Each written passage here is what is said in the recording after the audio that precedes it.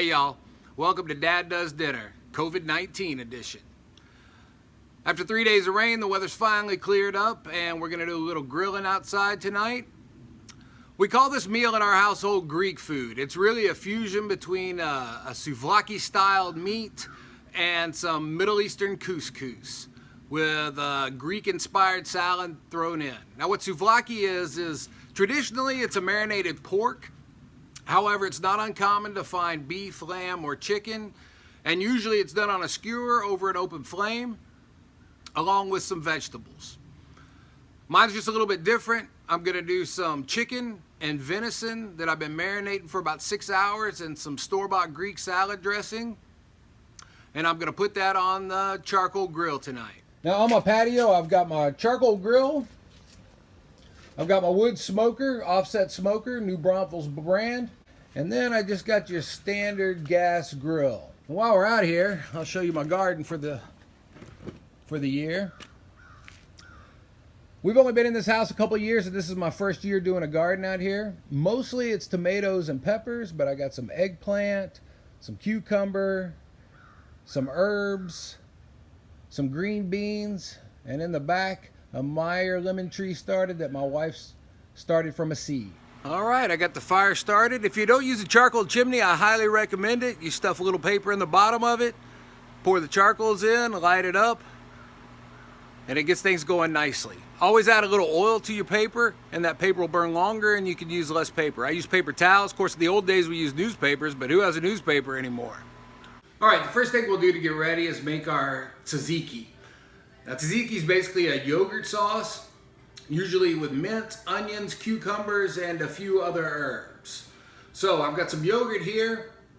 Now I like the whole milk yogurt best. I think it's a little bit creamier than non-fat yogurt, but use whatever you like best. Okay, so into that, I'm gonna add about 1.5 tablespoons of feta cheese, the zest and juice of half a lemon. And here I've got my herbs and spices. It's about 1.5 tablespoons of dill, about 1 teaspoon of oregano, about 1/4 teaspoon of salt, and maybe 1/8 teaspoon of pepper. All right, I've diced up some cucumber. I like to use the seedless kind, the English cucumber, and some red onion. You can use red or white. I find that the red, one, it looks a little bit better, and also is usually a little bit sweeter and milder than a white onion. Then we just take this and we mix it up till it's nicely homogenized and it all comes together. Then we'll stick it in the fridge and let it sit for a little while. It's nice if you can do this ahead of time, let it sit and let those flavors really marry together. Now when I used to do this, I used to put all of this in a food processor and make it a smooth sauce. And that's traditionally how you'll see it. It's kind of as a smooth dressing. However, my buddy Guy Fieri, he showed me this trick of leaving it chunky. I like it this way, and it really gives the whole dish a nice texture. All right, I'll give it a taste to check the seasoning. That's just right. It's a little tart, a little bit of sour from the lemon, that dill and that oregano, giving it kind of an herbaceous pop. All right, to go with our chicken and venison, we're gonna do some Israeli couscous. Now you can buy really good couscous at the store that's already mixed up and spiced and ready to go, and the whole thing only takes 5 minutes. I've got a little time on my hands right now, so I decided to spice it up myself. So I'm gonna start with, this is about 1/3 of a red onion. Get that going in the skillet. Always add a little salt to my onions when they're going. Brings out the sweetness, adds a little flavor. I'm gonna get these going. My skillet's over medium heat. Now I'm gonna add some garlic. This was 3 really large cloves of garlic. It's about 2 tablespoons worth. I'm gonna get that going. Cook this just a little bit, probably about 30 to 45 seconds on the garlic. And just when it starts to get fragrant. All right, now my garlic's ready. I'm gonna add 1.5 cups of turkey broth. Now, if you don't have any broth on hand, you can use water, but remember, broth will give things just a a better depth of flavor. Okay, I'm gonna turn that up because I want this to come to boiling. Once this gets to boiling, I'm gonna add a cup of Israeli couscous. I'm gonna add about 1/3 of a cup of dried apricots, about 1/4 a cup of rough chopped pistachios. And in here, I've got about a 1/2 teaspoon of salt, a 1/4 teaspoon of pepper, and a teaspoon of curry. So I had the good fortune of spending the majority of my high school years at Cairo American College in Cairo, Egypt. Hey, fellow Eagles. When we took school trips there, our speech and debate team traveled to Greece. I was lucky enough to be able to go to Greece twice, once to Thessaloniki and once to Athens. And it was there I discovered souvlaki. It's a common street food over in Greece. Just like you might see a taco truck here today or a hot dog stand in New York, they had souvlaki. All right, now my water's just starting to boil. So I'm gonna add my spices. I'm gonna add the apricots and the pistachios. Then I'm gonna add the couscous. Once this is done, I'm gonna add a little bit of butter, juice a 1/2 lemon, and lemon zest. All right, so I wanna give this a stir. And here's the great thing about couscous. You cover it and turn it off. In about 5 minutes, this will be ready. And I'm just gonna leave it here until we're ready to serve. So I've got a salad ready to go. This is about a 1/2 head of green leaf lettuce, some grape tomatoes, English cucumbers, red onion, feta, and some dried cherries. I always like to add a little bit of dried fruit to my salad. All right, we've made our own salad dressing. Making your own salad dressing is easy, and it gives a nice freshness to your salads. Now, with a salad dressing, you want to start out with just basically 3 parts of oil. In this case, I used a good olive oil, to 1 part of vinegar, and in this case, I used a red wine vinegar. After that, the rest is up to you. Now, also I added in this the zest of 1/2 a lemon, as well as the juice of 1/2 a lemon, and about a tablespoon of local honey.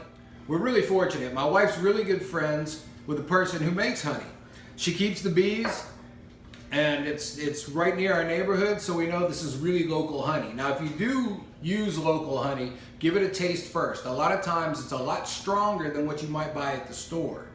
And in this case, this has a really floral taste to it, and it's really great to cook with and great for things like dressing. Bee Charmer's honey, it's really good, it's local, and it's fresh. Hey, Kelly. And then you can add your own spices and herbs. So here I've got salt, pepper, oregano, and dill. About a 1/2 teaspoon of everything, maybe a little less than that on the salt. Add that to your jar. Put the top on real tight, and then give it a good shake. All right, so here I've got some marinated chicken. It's been going for about 6 hours. And here's some venison. These are backstrap medallions that my buddy JD gave to me.